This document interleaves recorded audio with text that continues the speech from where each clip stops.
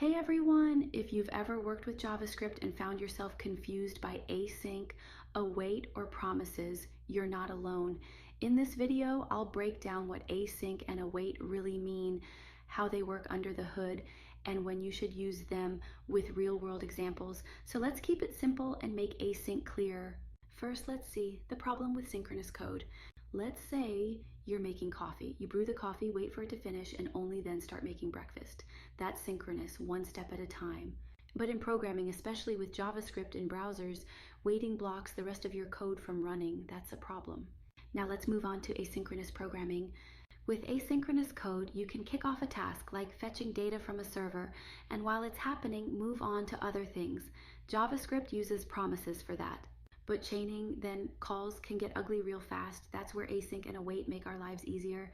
Now let's figure out what is async. First, let's look at the async keyword through on-screen example 1. If you put async in front of a function, that function always returns a promise, even if it looks like normal code inside. Async function greet. Return hello. Greet, then mac-cars console.logmsg outputs hello. Even though we're returning a plain string, greet returns a promise that resolves to hello. Now let's see, what is await? Now see on screen example 2, await can only be used inside an async function. It tells JavaScript, pause here, wait for the promise to resolve, then continue. It makes your asynchronous code look and behave like synchronous code. Easy to read, easy to debug.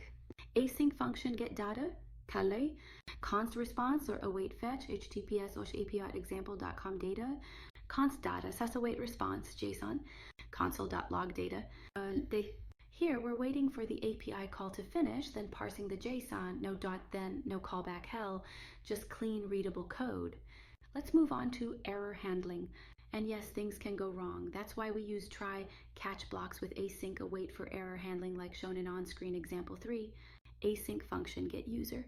Try const res await fetch and bad URL, const user await reads JSON, console.log user, catch error, console.error, something went wrong, error. Let's recap. Async turns a function into one that always returns a promise. Await pauses execution until a promise is resolved. You can write async code that reads like synchronous code. Use try catch to handle errors cleanly. And that's it. You now know the basics of async and await. If this helped you understand async, await, hit that like button and subscribe for more coding clarity. Got questions or want more deep dives like this? Drop a comment below.